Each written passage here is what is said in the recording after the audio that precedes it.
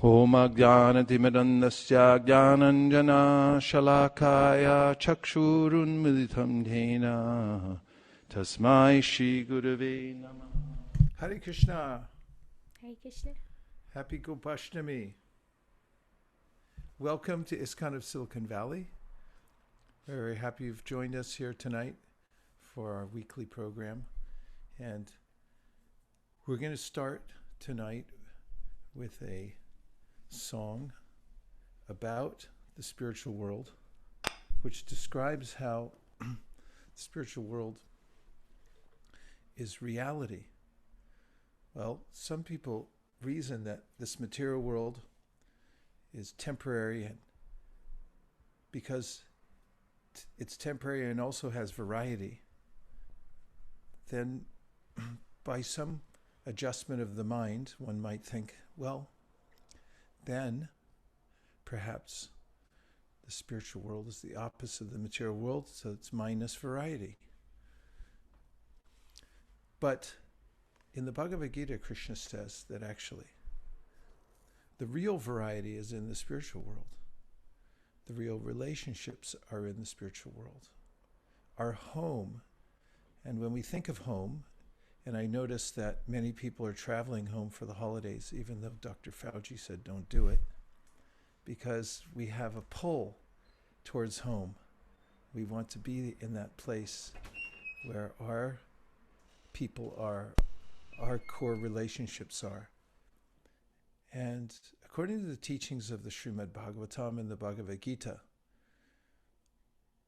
our real relationship is ever existing, and it's in the spiritual world. And it's not impersonal, but we have lasting relationships there that we've become estranged from. So the process of bhakti is meant to reawaken our original relationship with Krishna, who's the center of the spiritual world.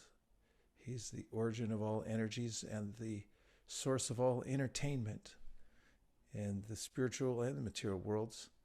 He's the source of all fragrance, beauty. Everything that we see that's wonderful in this world comes from our original conscious source, Krishna. So how wonderful must he be? Recently, one of my godbrothers passed away. He was a very dear soul. He joined the Hare Krishna movement in 1967 in Berkeley. And another godbrother of mine was speaking at a memorial for him and remembering the first time that he met him, actually in Berkeley, California, at Tilden Meadows, where there was a rock and roll concert being performed. But before the rock and roll concert started, the Hare Krishna singers got up, two of them, and through the microphone, as they had been invited to do, they sang the Hare Krishna mantra. My godbrother who was offering the memorial said that they were not trained singers, nor were they expert musicians. They had a pair of hand cymbals, which didn't have the sweetest sound. Nonetheless, he said there was something profound about their performance because it was so sincere, despite the fact that they had no musical talent. And when they came off the stage and were walking through the crowd, they were a bit like celebrities. At that time, in the Bay Area, it was 1967, people were very much after alternative philosophies and understanding the Eastern practices, especially. And when Mukundlal, who was his name at the time, and another were walking through the crowd, people were following them. And my godbrother went up to them and said, to Mukundlal, and said, it's very beautiful here. He just made a general comment about the area, thinking that was a kind of spiritual comment. And Mukundlal answered, yes. So imagine how beautiful the source of this meadow and this whole world is, if the creation is this beautiful. And my godbrother said he never heard anybody say something like that, just to give an immediate reaction of offering some profound philosophy.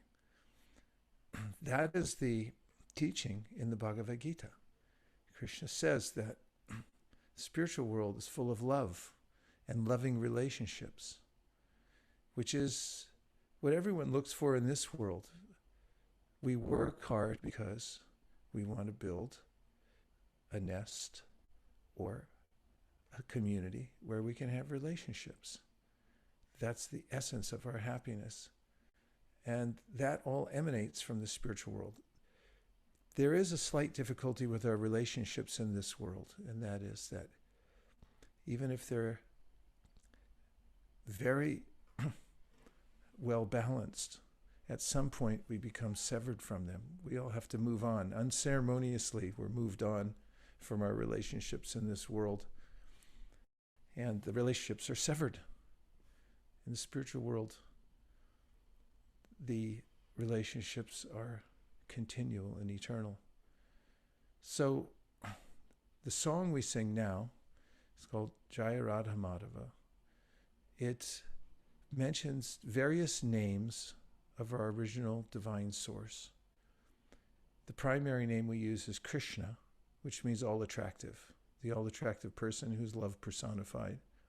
But there are other names too, and they're all in relationship to his relationships with his mother and father, with his friends, with his girlfriends, and so forth.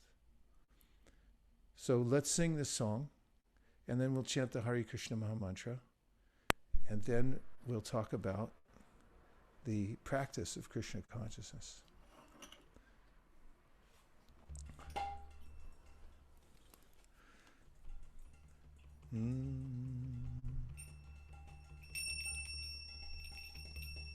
Jai Radha Madhava.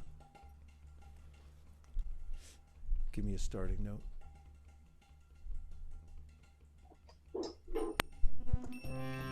Jaya Radha Madhava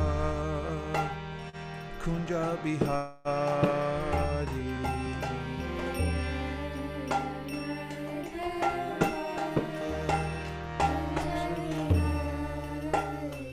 Jaya Radha Madhava Kunja Bihari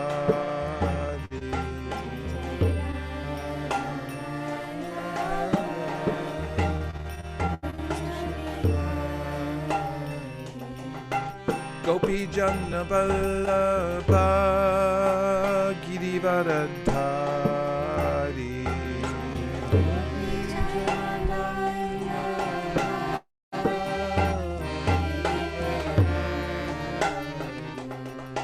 Gopi Janna Vallabha Girivaradhari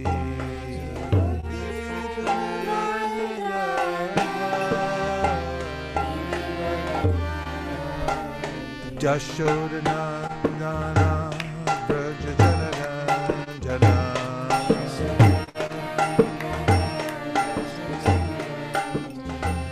Jashodanandana Braja Jana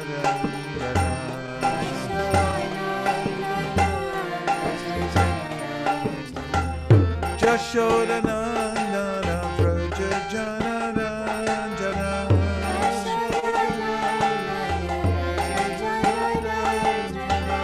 Jashodanandana Braja Jana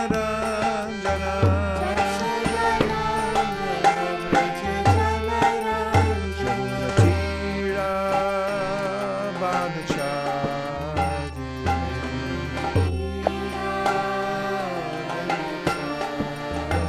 Jamunatira Banachari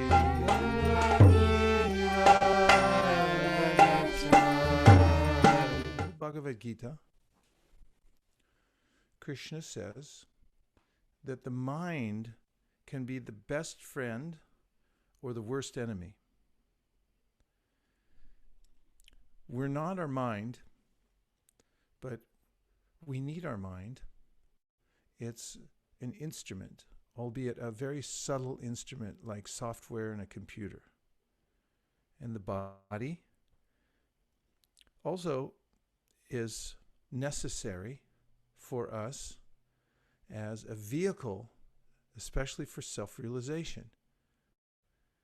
The purpose of the body and the mind is to make spiritual advancement. So this is stated in the Srimad Bhagavatam. Kamasya nendriya pritir labo jivete yavata jivasya tattva jignasya narto yashcheha karmabi.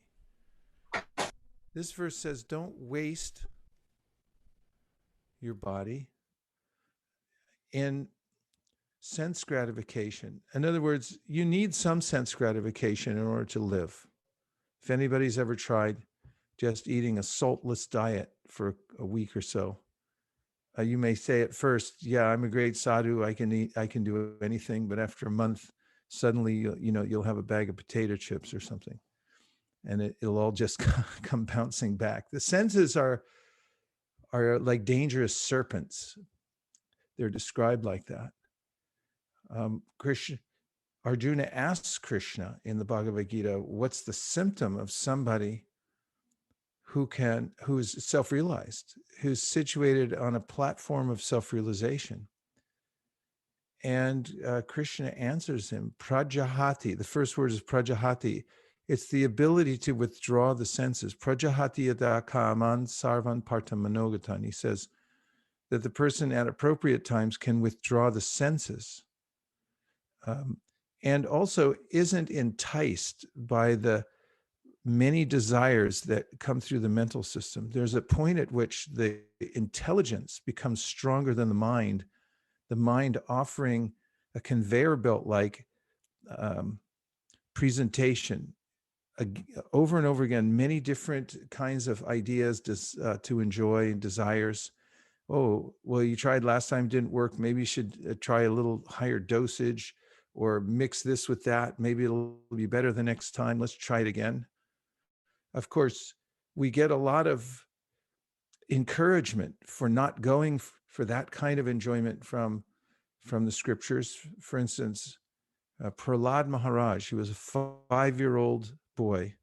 He's considered one of the great teachers of bhakti, even at 5 years old. There's no limitation on age. You can be just a little child and be fully enlightened in bhakti. But he said, Matirna Krishne Paratak Satova Mitopi Padyete Grihavritanam Adanta Gobir Vishitam Tamishram Punak Punas Charvita Charvananam. Punak Punak means again and again. Punak Punas Charvita Charvananam means the kind of enjoyment you get when you go after what the mind presents as a opportunity for happiness is like chewing something that's already been chewed. I mean, there was a song about this when I was a kid about somebody chews gum, they put it on their bedpost, and the next day they try to chew it again. Or another example for those who have been to India and have seen the sugarcane juice go through the presser, comes out the other side, and they usually fold it once, twice, put it through again to get every last drop. And then they throw away the husk. And I always see, some living entity goes over there and chews on it again. And it's like, good luck. It may smell like something's there, some sweetness, but you're not going to get it. So he said, it's like that. And there's a way in which, through the practice of bhakti, a couple things happen. One is that the intelligence becomes stronger than the mind. And this is an important first step. And it's mentioned by Krishna in the 3rd chapter of the Bhagavad Gita. He gives us an important map that lays out this body and mind for us. So he says, Indriyani pranyahur indriyebhya paramanaha manasastu parabhutir yobhude paratastusa. What this means is that there are categories of instruments we're dealing with as souls. We're the soul behind the body, the conscious being. And so for us, lowest of all is the senses. And above the senses is the mind. Above the mind is the intelligence. And we're above the intelligence. And then he says, Evam buddhi param budva samsta bhyatmana mahatmana jahi shatra mahabaho kama rupa durasanam. Remember those material desires I was talking about? They come one after another and they entice us. And so then he said,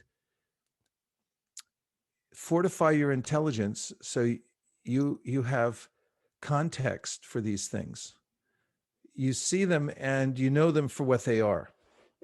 That is, they have a beginning and an end, and there's no real happiness in them ultimately. They're just a very temporary contact that we make, but it doesn't actually give us true happiness. So the intelligence becomes well aware of this and therefore is able to sort out what to do and what not to do. And there's another phenomenon, which is perhaps even more important, that Krishna describes in the Gita. And in this verse, he says, Vishaya vinivartante nirahara sadehina rasavarjam rasopyasya param jushva nivartate. And that is that you may be restraining your senses, even through your intelligence, but there's still a taste for the thing. In other words, your senses keep going back to it, or your mind keeps dwelling on it, despite the fact that you're exhibiting some restraint.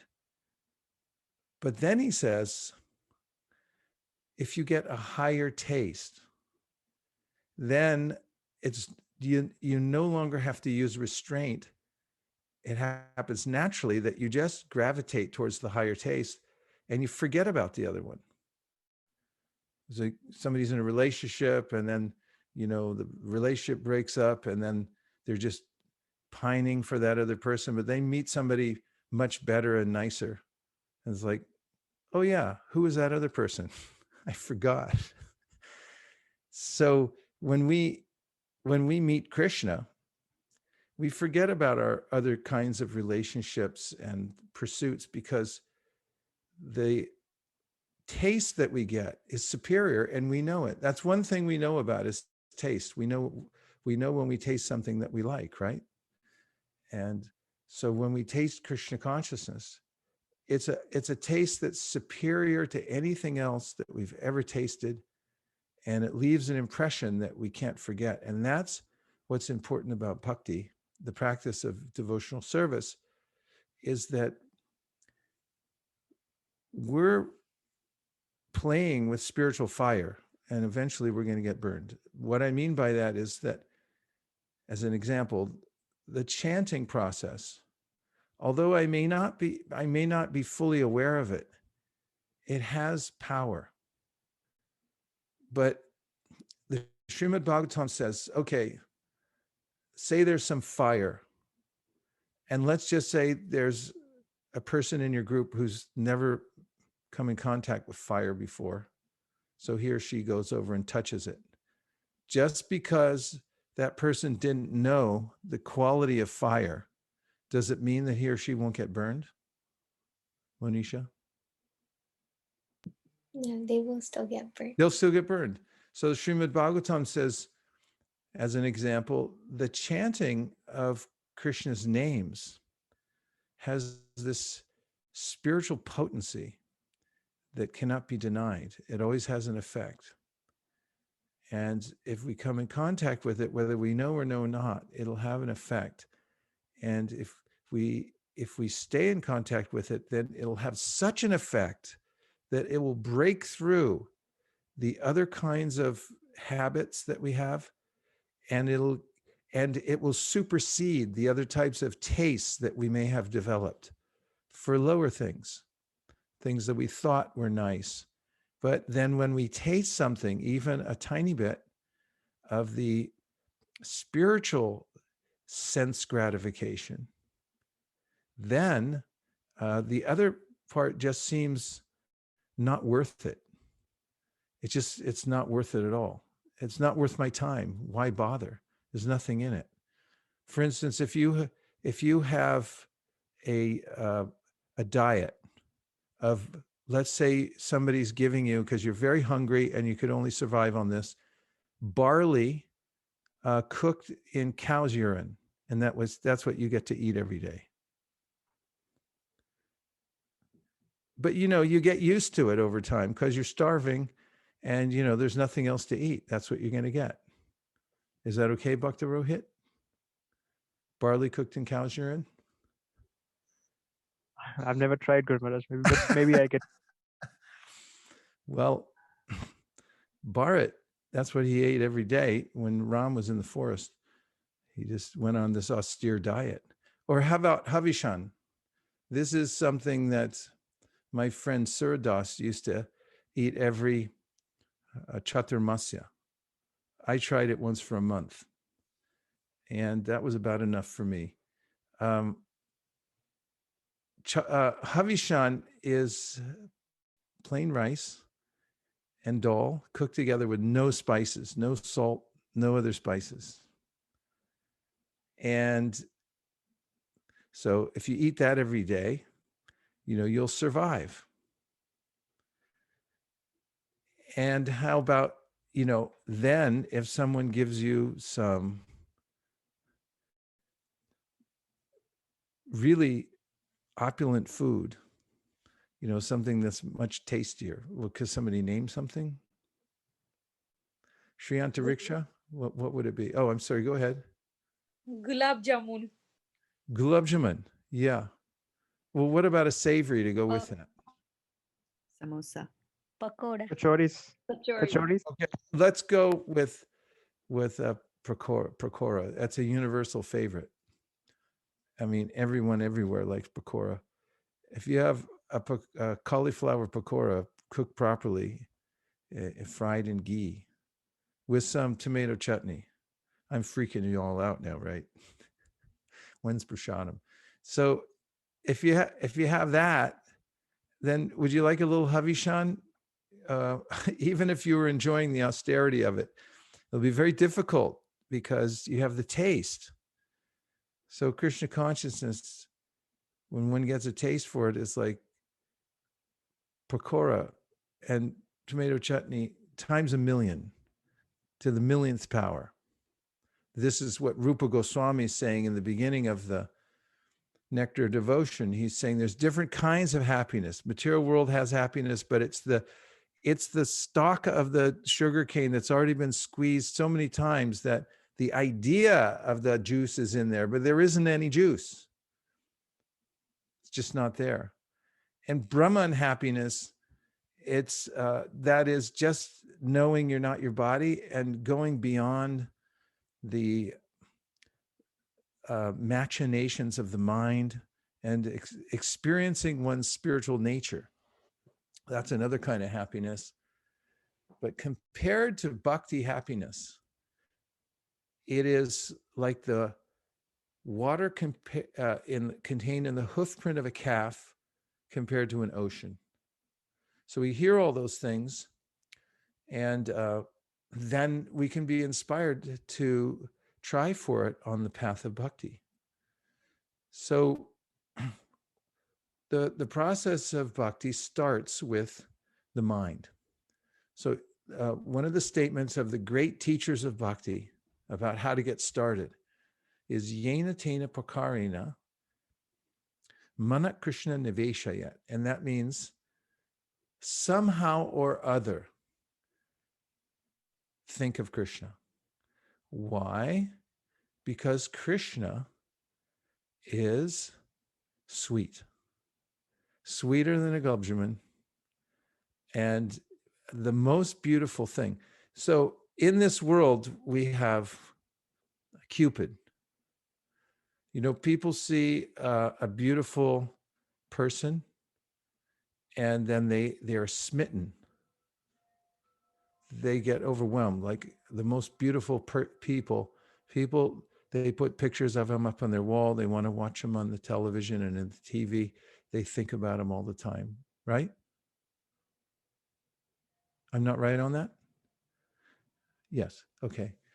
And so if you took the most beautiful person in this world, in fact, it's mentioned that there are different gradations in this universe, and there are higher planetary systems.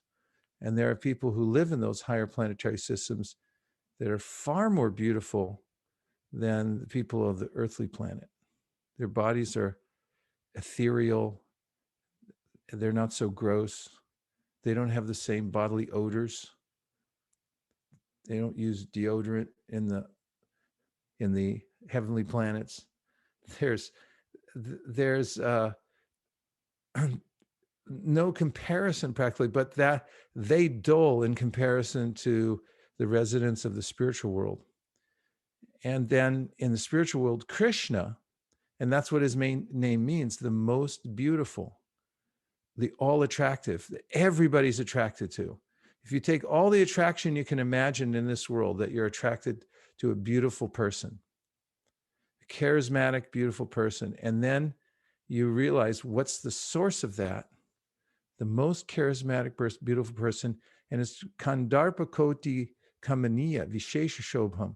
So even millions and millions of the most attractive goddesses of fortune are flocking to see Krishna because he's so beautiful. Now I'm going to read you something that describes why that's important. Shall I, Anushri? Okay.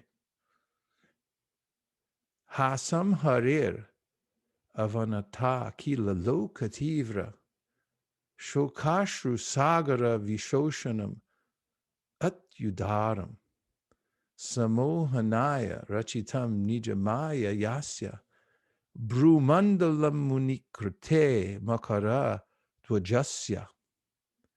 Are you ready for the translation? Yes? A yogi. What?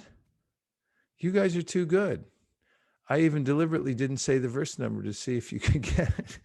A yogi should similarly meditate on the most benevolent smile of Lord Sri Hari, a smile which, for all those who bow to him, dries away the ocean of tears caused by intense grief. The yogi should also meditate on the Lord's arched eyebrows, which are manifested by his internal potency, in order to charm the sex god for the good of the sages. So in this verse, you could take it away for a minute. In this verse, what Shukadeva Goswami is talking about is the fact that people cry a lot in this material world, and it's not out of joy, generally. What percentage of the time would you say people cry out of joy as compared to out of lamentation for something that went wrong? Priya Kishori, you're a mathematician. What would you say? I would say 0.00001%. They cry out of happiness. Wow. That's really smaller than I even expected I'd hear.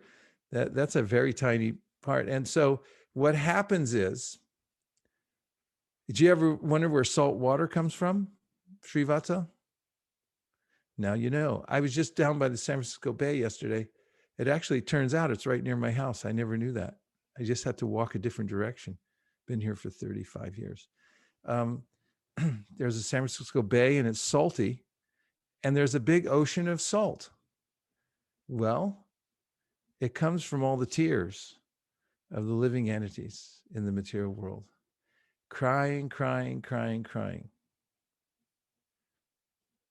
Gaur Govinda Maharaj, he used to talk about the separation that the devotees in Vrindavan, crying, crying, crying, crying, crying. Material world, crying, crying, crying, crying, crying, because it's bitterly disappointing. It's sad.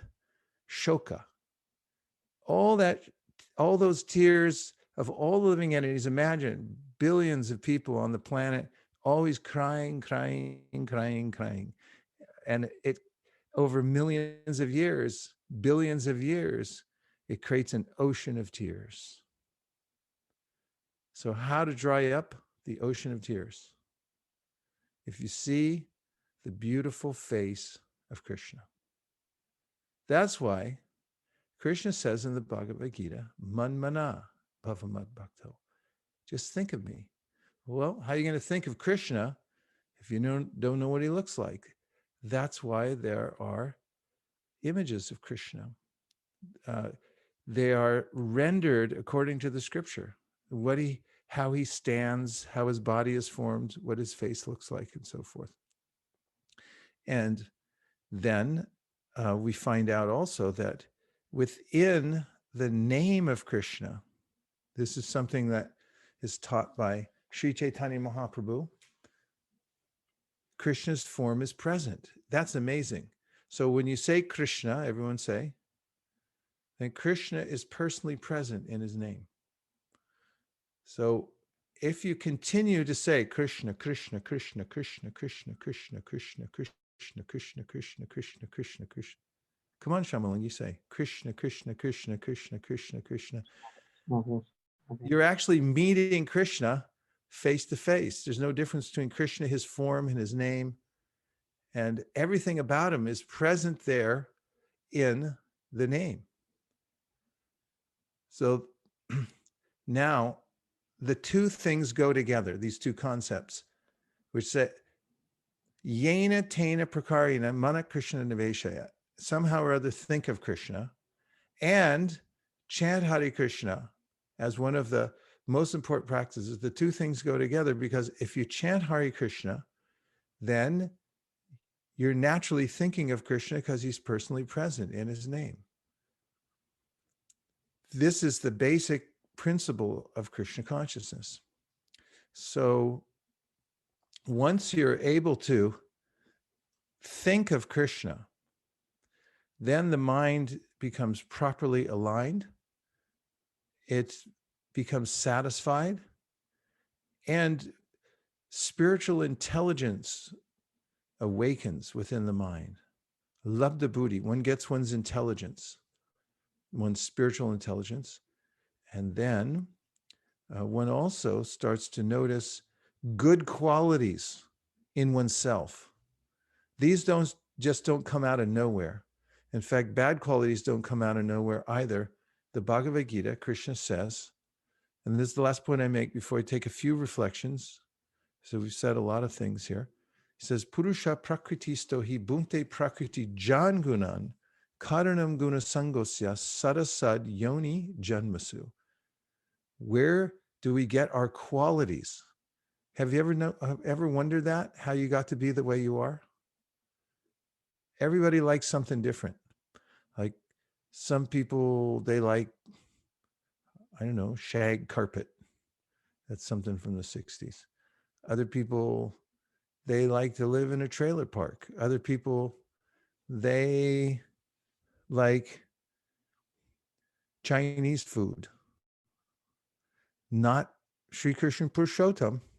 You can't feed Sri Krishna Purushottam, Prabhu, anything but idli sambar and dosa. He won't eat anything else except maybe some tamarind rice. But you can't give him, you want some pizza, you want this or that. No, Sri Krishna Purushottam doesn't like pizza. He only likes tamarind rice. That's interesting. And then other people, they don't like idli and dosa. They only want pizza. In fact, I always wondered that when I went to Italy recently. I wondered, do Italians really eat pizza? Did you ever wonder that? Do they really eat pizza? Yes, they do. It's remarkable. If you're Italian, guess what kind of food you eat? You eat Italian food. Italians eat Italian food. That's partly what makes them Italian. So Krishna's saying people all over the world, all over the universe, living entities, they take on a certain set of senses because of their previous association. And they get attracted to a particular set of sense objects. There are animals that really like to eat seaweed all day. Some kind of fish, they just eat, I don't know, what do they eat? They eat smaller fish. And there are, I know there are all kinds of weird things that living entities eat. In fact, this is one of the songs Lochan Das Thakur sings. It's amazing how living entities, they take on all these different bodies and they eat. You can imagine 8,400,000 species of life. How many different kind of takeout do you need for those living entities? Krishna's supplying takeout for everybody. There's 8,400,000 species of life, and they're all ordering out. What do you want? Yeah, I eat leaves. Earthworms, I suppose, eat dirt. And hogs, we won't even get into it, what they eat. But it's all the same living entity in there, but they have a predisposition to eat certain kinds of things. This is all based on the body, and the predisposition is all based on our past association. So the practice of Krishna consciousness, is everybody listening? The practice of Krishna consciousness means to readjust our association and the object that we're meditating upon. And by those two things, our whole being transforms, our bodies, our minds, and most importantly, our predisposition changes. And we shift from being attached to base things to those things which are sublime. And the most sublime thing is love, real love. And that real love exists in the spiritual world in 5 different kinds of relationships. And even as we're living in this body and on this planet, we can reawaken one of those 5 relationships that we have with Krishna. And that's called Krishna consciousness. And when we do that, then we're successful and we'll be happy. Otherwise, it's a big jumble down here in the material world. And there's no point at which we'll feel satisfied. Now, I'll just take a couple of reflections or questions.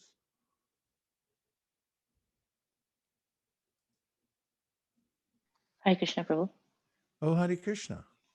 I really, really like the point of remembering Krishna and how you can control your mind. Just being, when the mind gets Krishna, I was remembering one of the analogies that His Holiness Radhanath Swami mentions, that when he went to Elephanta Caves with his parents, and how the monkeys took away his mom's credit card, and his mom looked at him. I mean, the purse that had everything that they took from US, their passports, their everything, and she was looking at Maharaj, and she says, "You have to do something about it." So he ran to a banana person, and he took the banana and threw the banana to the monkey. So the monkey let everything go and took the banana.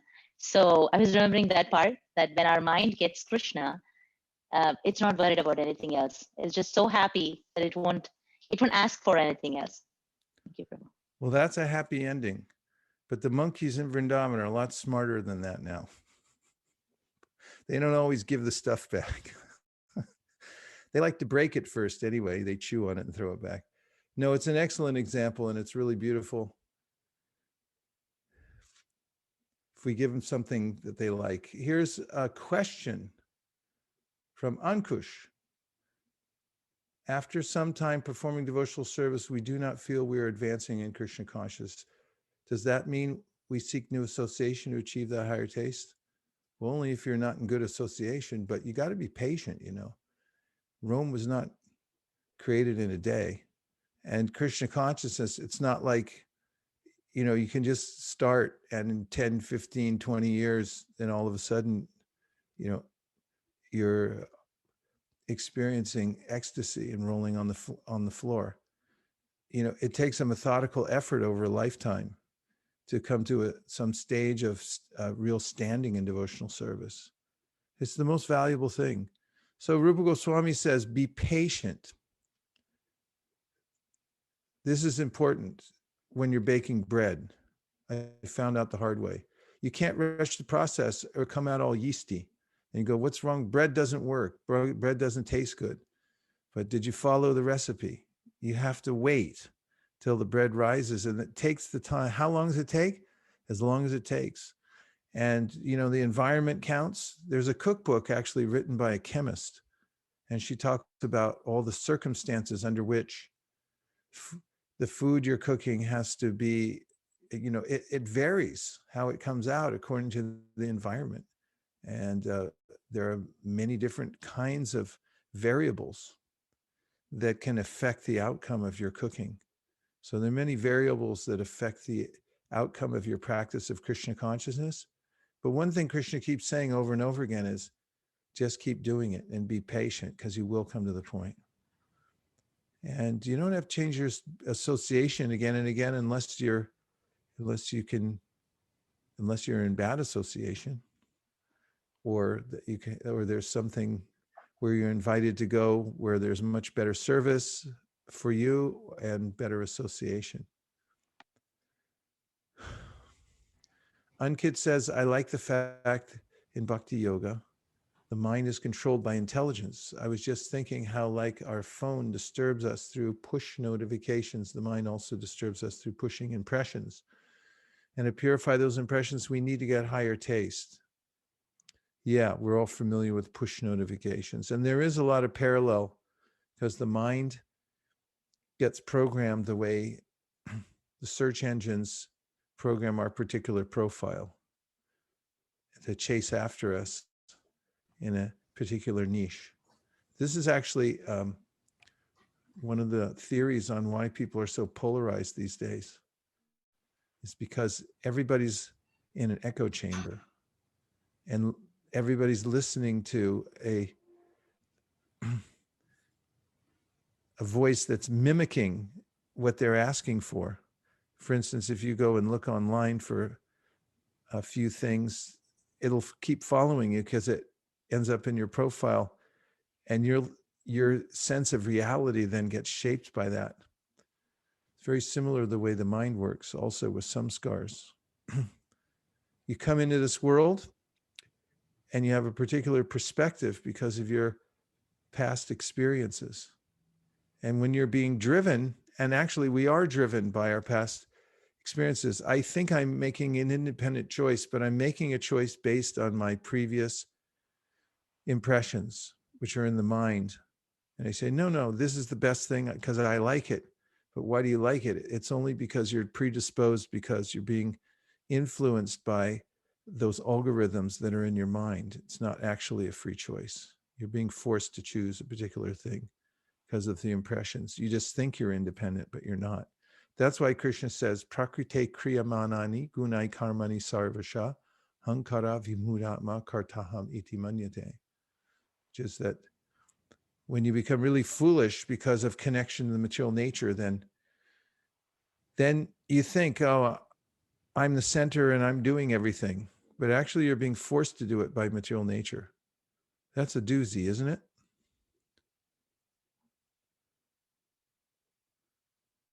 Okay, next one is is everyone okay?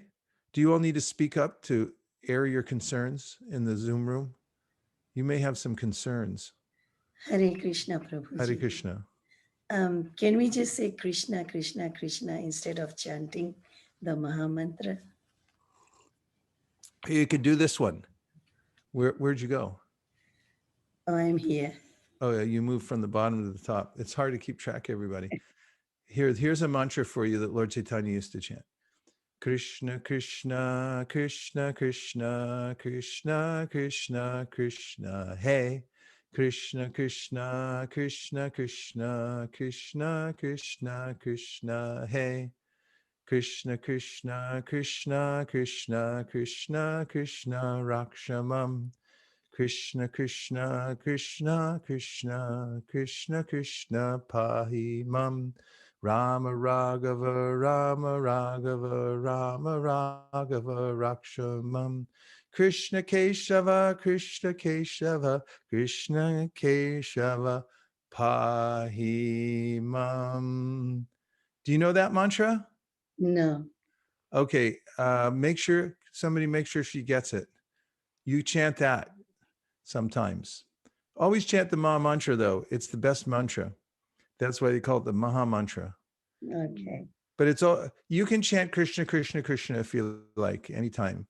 But taking mantras that are passed down from the The acharyas is highly recommended because they have special potency. They're a formula. All right. Okay.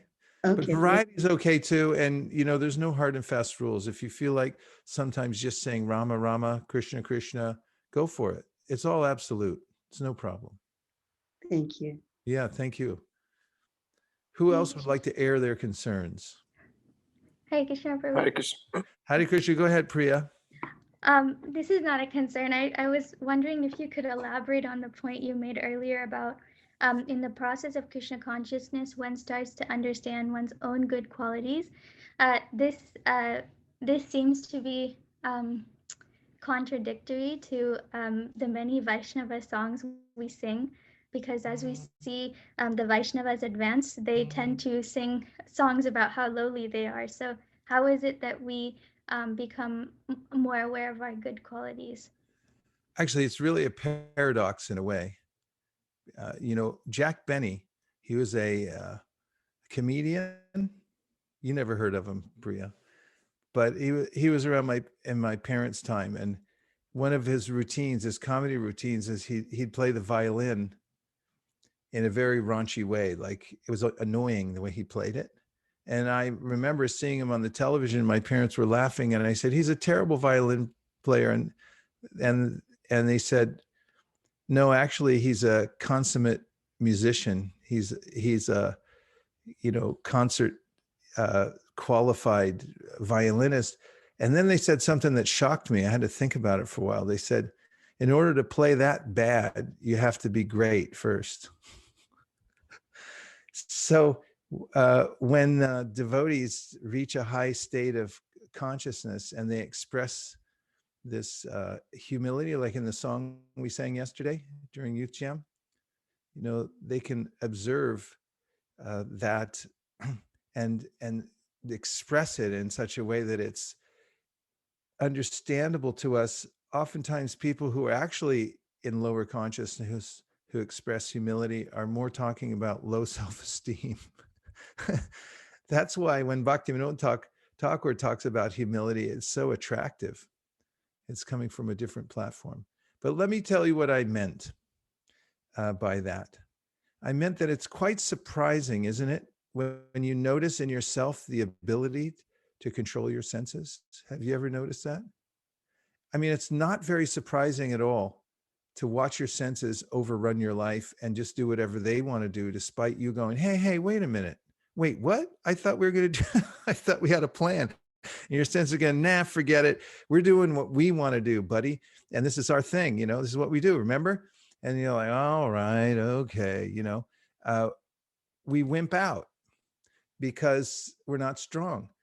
But if there's a case where you go like, no, we're not doing it, and then the senses go along with you because you're so strong and you have this taste that you're going some other direction, and it really mutes the sound of your senses, and it could be startling, like, wow, how did that happen? That is amazing. I just noticed in myself. And one will realize that this isn't my doing. It's coming from a higher power. I can't control my senses. I never have been able. But then all of a sudden you say, like, wow, how was I just able to do that? That's what I'm talking about. And that is then you come to the realization, oh, it's not me, it's the holy name. I'm getting it because I chanted 16 good rounds today, and I was able to walk on, above the ground. I didn't step on the ground today. And it's like, whoa, that was amazing. And it's a gift that comes from Krishna. It's not coming from us. So that's what I meant. Thank you, Prabhu. Yeah, the good qualities come in. Yes, yasti bhaktir bhagavatiya kinchana sarvara gunas tatra samasati sura. Harava bhaktasu kuto muhadguna manoretina asati davato. You know that verse, Shamalangi? You learn it in Bhakti Vaibhav. Yes.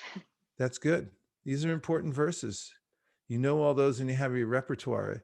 It's good for you, and it's good for your teaching to other people too, to be able to quote that.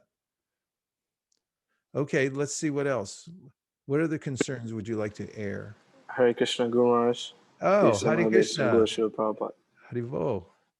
So just to the last point you were making before you started asking for reflections about the living entity and the worm liking some type of food and the hog liking some other type of food, I was reminded of the verse from the Bhagavad Gita 15.9, Shrotram Chaksu Sparsanam Cha Rasanam Grinam Vacha Adhisthayam Anasthayam Visayam Upasevate, which says that the living entity, thus taking another gross body, obtains a certain type of ear, eye, tongue, nose, and sense of touch, which are grouped about the mind. He thus enjoys a particular set of sense objects.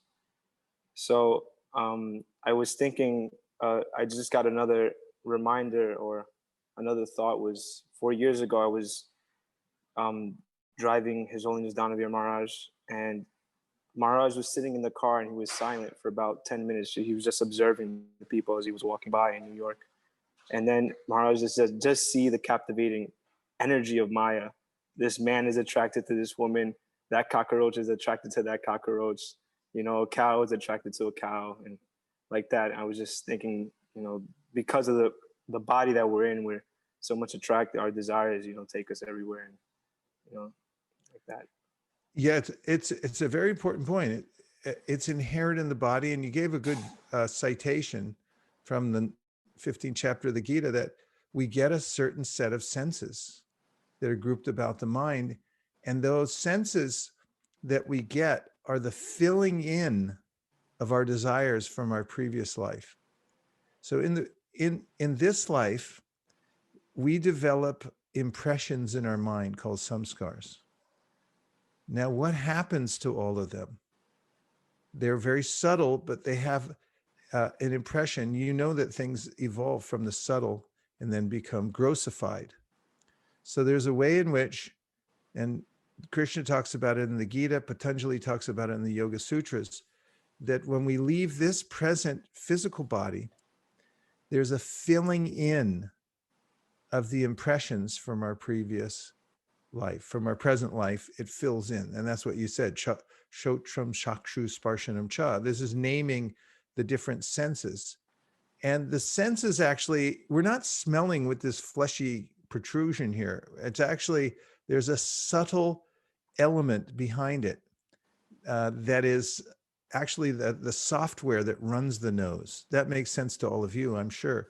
There's a software that runs the nose, and there's a software that runs the ears. It's not just the gross mechanics of it. And it's that software that gets transferred and then filled in with the gross manifestation that we get, this particular ear. You could get like a coyote ear in your next life if you think like a coyote.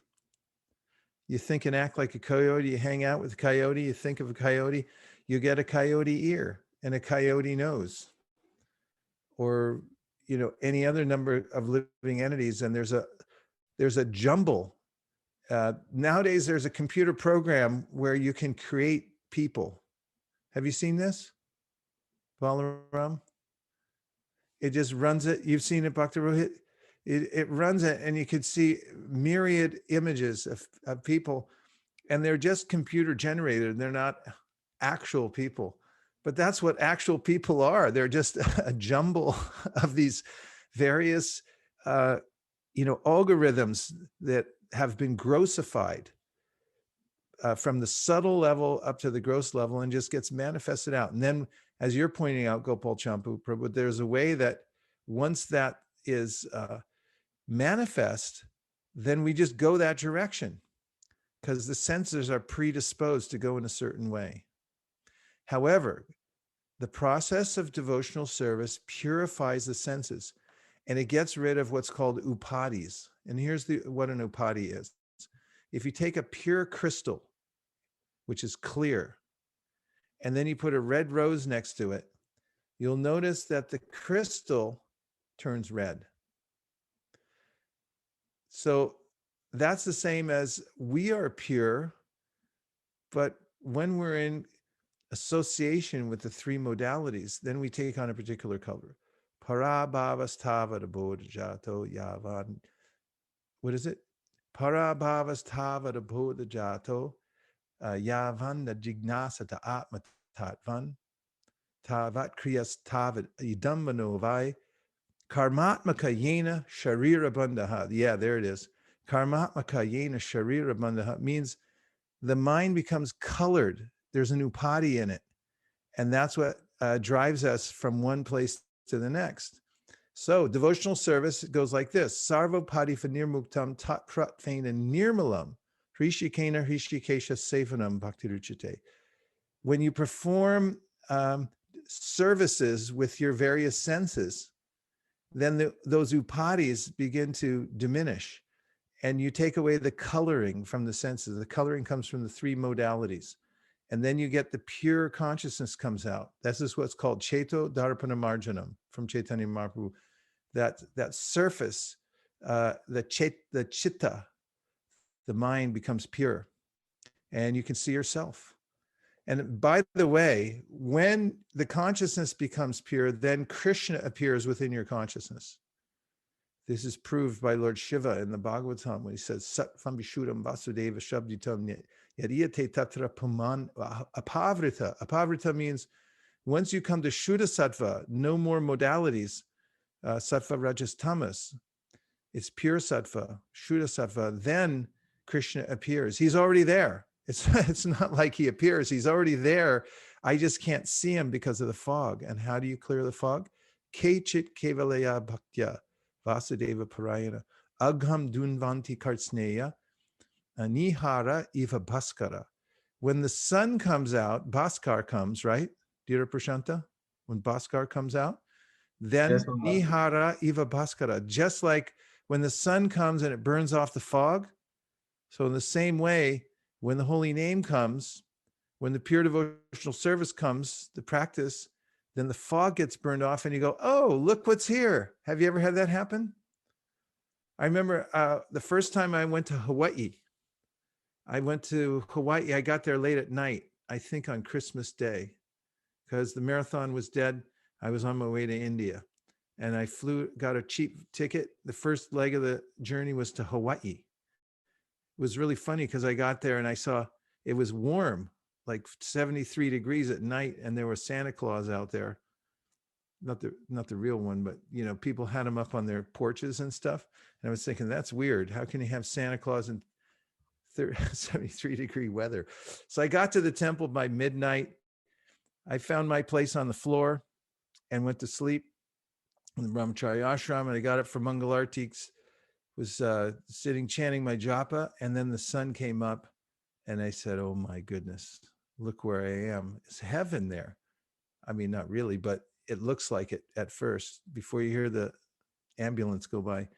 But I looked out, I said, amazing. I was here at night and I didn't see it. So we're already there, but we can't see it because it's dark. So Krishna consciousness is the light. And then once we get the light, then we can see Krishna is here with us. What other grievances would you like to air? I'm just kidding. Any reflections or more questions? I have a question, Prabhu. Okay. Sorry, somebody Go else. ahead, and then Manjula Kanta. Prabhu, my question was, we're talking about the mind and the modes of material nature acting on the mind. So I can always control which mode I'm exposed to depending on what I expose my senses to. Is that right, Prabhu? If I expose my senses to watching scary things or movie or something that is, any kind of other exposure that I can possibly do to my senses can change the mode of modes that I'm exposing my mind to. Is that right, Prabhu? Yeah. Thank you, Prabhu. Oh yeah, you have to be careful. I told you this about 5 times already, but I read this in the Yoga Sutra commentary, that yogis who understand how influenceable their minds are as sensitive as an eyeball. You remember me saying that? You remember why I said that? They said, because the eyeball is the most sensitive part of the body. If you put a tiny little hair on your eyeball, it'll go crazy. So yogis are that sensitive to what they're taking in because they realize there's consequences.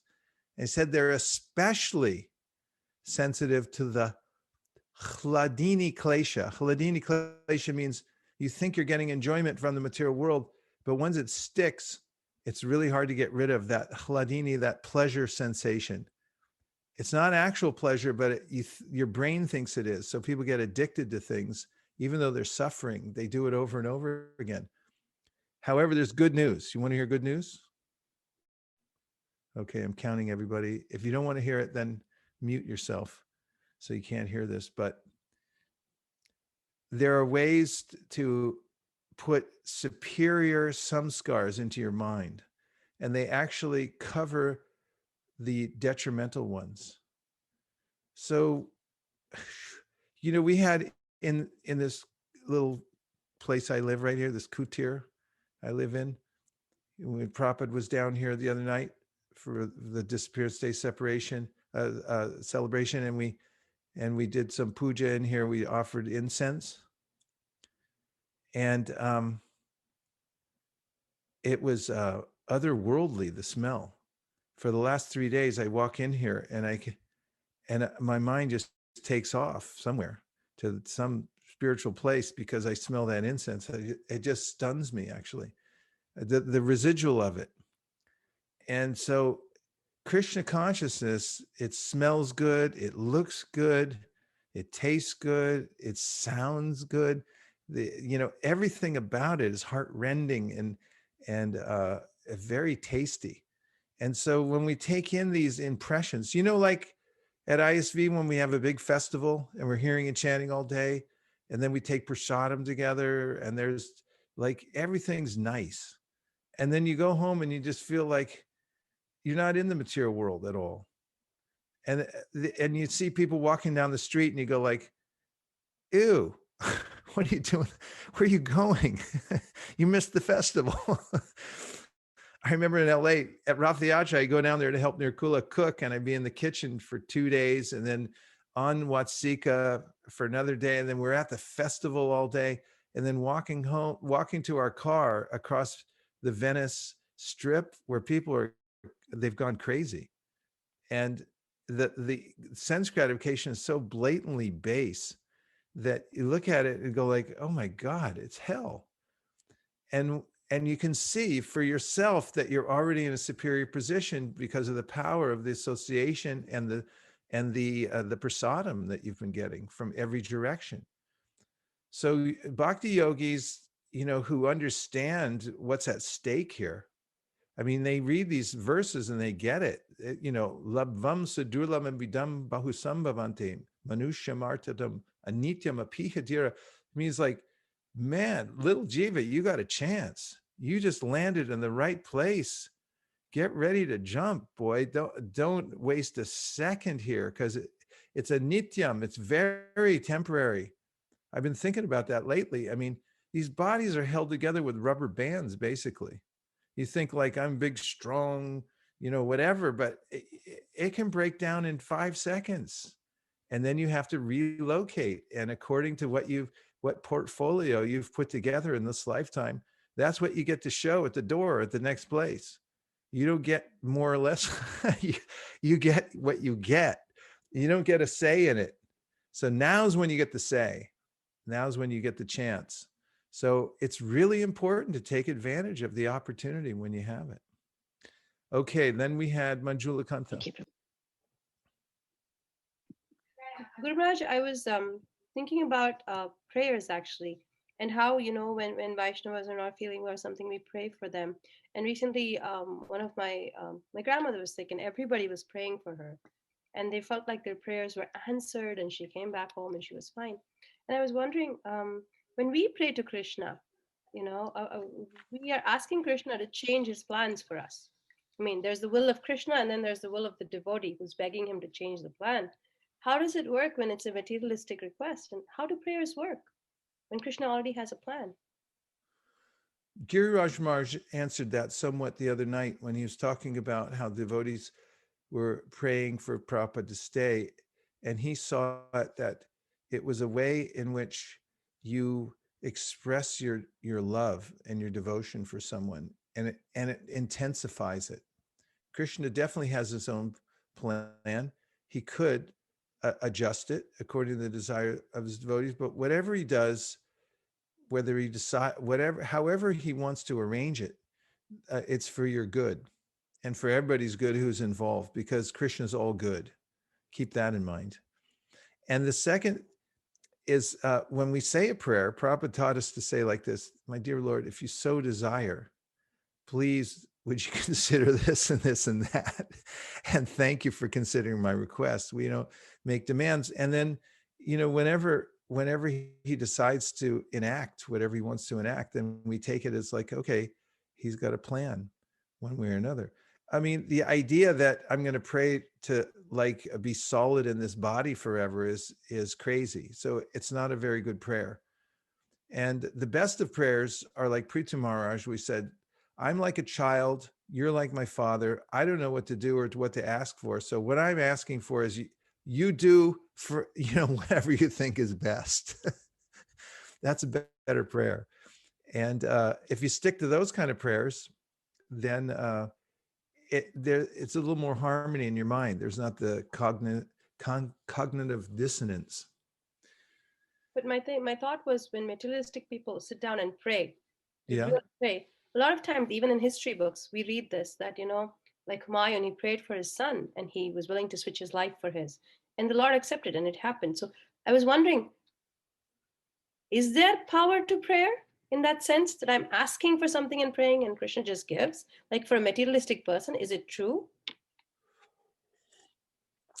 Krishna mentions in the Bhagavad Gita how he responds. He reciprocates with every living entity.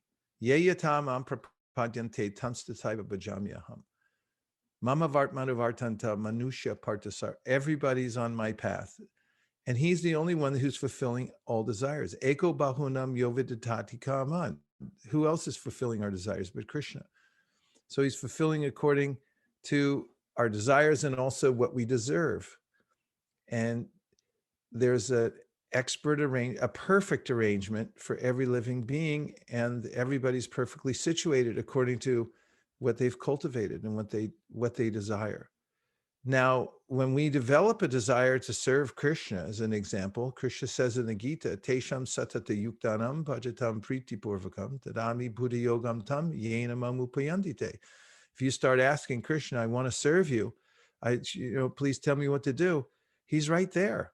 Gajendra said he never took a break. You took a break. He didn't take a break. And when you start praying, then Krishna says, okay, here's what to do now.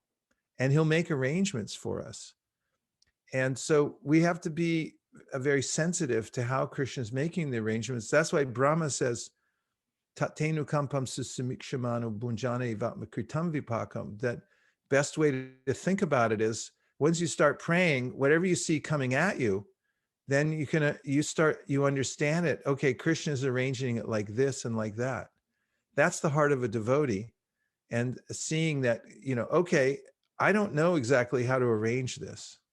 Like the little bird that got in my house. He thought I was trying to kill him. I was just trying to let him out. So, the bird was praying, get this monster off my back, and like he barely escaped.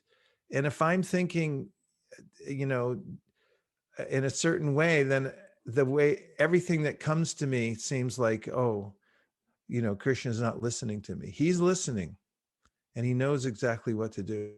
But be realistic also. The material world's not permanent. Everybody comes and goes, and there's a little sign on the material world saying, enter at your own risk. And so when you come into the material world, don't think that, like, how come I can't get everything I want? And, everybody knows you can't always get what you want. Okay. So today's Gopastami. Vrindavan is a magical place. In fact, it is even in Vraj is in Goloka Vrindavan. And there's a Boma Vrindavan, which is identical. And that is the topmost place of the spiritual world. Goloka namni nijadamni taleta tasya devi mahesha haridama suteshu teshu te prabhava nichaya vihitascha yena govindamari purusham tamaham bhajami. There are graded realms. A realm, actually, by the way, a realm is characterized by its sound, the quality of the sound, because everything is created by sound. So every realm, Om Bhur Bhuva Swa Tat Savitur Varenyam, when you're going up, Om Bhur Bhuva Swa, up higher, higher, higher, the sound vibration becomes more refined. And when you get to the spiritual world, every realm is defined by the sound vibration, and it's not only defined, but created by the sound vibration there. So Vraj Dham is the pinnacle of the spiritual world. Highest place in the material world is Brahmaloka. Then you go beyond that up to the abode of Lord Shiva and the interim period place through the Viraja, the demarcation between the material and spiritual world. And then you have the Vaikuntha planets. And then you go up to the Goloka Dham. That's where Krishna relaxes and has fun with his people in an unceremonious way. Just everyone's Krishna's just himself there. So Vrindavan Dham is the most exalted of all spiritual places. Lord Brahma prays after he sees the opulence of Govinda, and it's not that like there's unlimited opulence in Goloka. Aishwarya is there. It's just that the Madhurya is so thick there that you don't perceive the Aishwarya as much. Like if you put some salt in a little bucket, about a pound of salt, and then you drink the water, it's going to be very salty. But if you go up to Hrishikesh and put 5 bags of salt in the Ganga and you drink the Ganga, it'll still be sweet. Salt's there, but Ganga's overwhelms the salt. So in Vraj, the sweetness overflows everything. That's the nature of Goloka Vrindavan, is sweetness. So when Brahma challenged Krishna, you remember that? He took away his calves and he came back. He said, hey, wait a minute, they're still there. And what about ours? And he looked, and then he looked back, and then he looked one way with 2 heads and the other way with the other 2 heads. And he saw, yeah, there's 2 sets of boys and calves. And then Krishna revealed that actually the ones that Krishna had manifested were emanating the spiritual world, and Narayan forms were coming out of their bodies. And that he was bewildered by seeing so much of the spiritual world. And then he could understand that the most exalted of all the spiritual beings are there in Vraj Dham. So he made this prayer that, let me become a little piece of grass outside Vrindavan, so that maybe some dust from the lotus feet of the residents here will fall upon my head. I mean, that's also a prayer that Uddhava makes. When you go to Uddhava Kund, you'll see that written on the wall, his prayers that Krishna sent him to Vrindavan to see, because he's one of the Haridasya Varya. He's one of the greatest worshipers of Krishna. Everybody knows it. But Krishna sent him to Vrindavan to see, you want to see the real devotees. Take this message from me and you'll see the devotees in Vraj. So Gopastami is a special day in Vrindavan in Krishna's pastimes. Krishna, it's not that he grows. Every form of Krishna is eternal. And it's manifesting in one place, and then he moves to another universe and another universe. His pastimes are constantly moving through the various universes. And so when it looks like Krishna changes from one age to the next age, it's not that his body changed like mine changes. It's that you're seeing one pastime and then you're seeing the next pastime. So he's classified according to his ages. So when he's a small child, he's in his Komara Lila. And that goes up until he's 5 years old. And then he starts his Poganda Lila. So in Vrindavan, this Supreme Personality of Godhead. Lord Chaitanya is teaching this to Sanatana Goswami. This, the yogis are trying through meditation for millions of years. We know this from Brahma Samhita, right? What is the verse, Sri Antariksha? Pantastu koti. Good, go ahead. Who's doing that? Pantastu koti shatavatsara sampragamyo vayoratapi manaso munipungavanam syopyasti yat prapadasinya vichintya tatve govindamadi purusham tamaham bhajami. That was beautiful, yeah. So Brahma's saying, yogis, Muni Pungavanam, the best of the munis, are trying life after life to reach Krishna, but they don't come to the tips of the toes of Lord Krishna. But in Vrindavan, because of the overflow of love from the devotees, Arajo Bhagavan Vrajeshatani, there's this overflow of love from the devotees, and that's what attracts Krishna. And Nayam Sukapo Bhagavan, Dehinam Gopika Sutta, Gyaninam Dehabhutanam. The best way to attract Krishna is through loving devotional service. So in Vrindavan, when Krishna's a little child, you'll notice that he goes around and steals from house to house. He steals butter. And he does it any way he can. He sneaks butter, he breaks the pots, he takes butter. And when they bring it to his mother's attention, she chastises him, and he acts all innocent. But when he actually goes to the houses of people to steal butter, if they hide it, then he'll pee on the floor and then leave. Or say, you better get some next time, or I'll trash your house. So Krishna is in this playful mood when he's a little child, and he's fully attentive to all the residents in Vrindavan, and they're fully attentive to everything that happens in his life. So one of the big events that takes place is a big change in Krishna's life, from being a child, where sometimes they let him take the calves, and Krishna wants to take the cows out, and he wants to go out alone too with his friends and take the cows, and that's what Gopastami is. And so there's a lot of discussion about it between Nanda Maharaj and Yashoda about whether Krishna is old enough to take out the cows. It's a big thing. So they finally decide to do it, to give him cows to take out.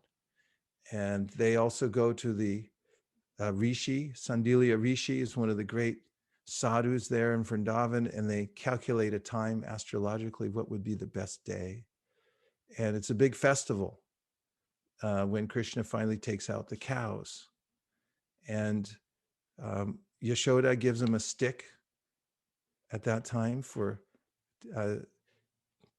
tending the cows, which he never uses on the cows, never hits his cows. And they do a puja for Krishna, and all the residents come out as they see Krishna going out to the pasturing grounds with the cows for the first time on Gopastami, when they do an artik for Krishna, and they're praying for his protection when he's going into the field with his cows. Yashoda comes after him and says, "Are you sure you ate enough? You're going out in the fields today, and we'll send a cook out later that bring you more prasadam." And he's like, "Come on, Mom, just let me go." And so Gopal Champu, the book, describes how when he finally gets out into the pasturing grounds with his cows and his friends, he's independent, and he can play to his heart's content with his friends.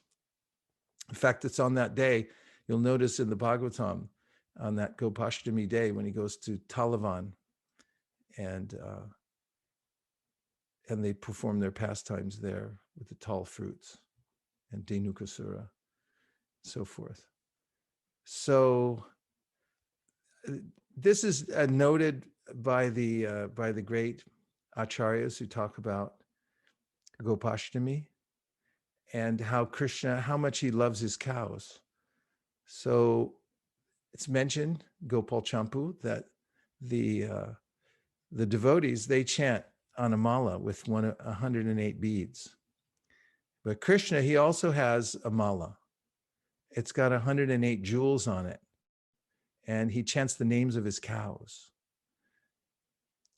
So he loves his cows so much, you might notice that when the demigods go to the milk ocean and they do their prayers, you know, at the beginning of the 10th canto, Sahasra Shirja Purushaha Sahasraksha Sahasrapat Sabuming Vishato Vipat Atitishtat Shangulam.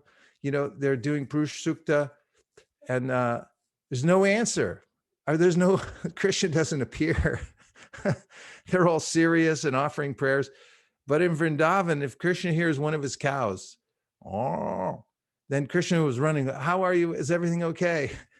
He's so attentive to his cows and all the devotees in Vrindavan. He's right there personally with them all the time because he's attracted to the loving devotion that's there, that just flows from the hearts of the devotees, the natural love that flows from their hearts.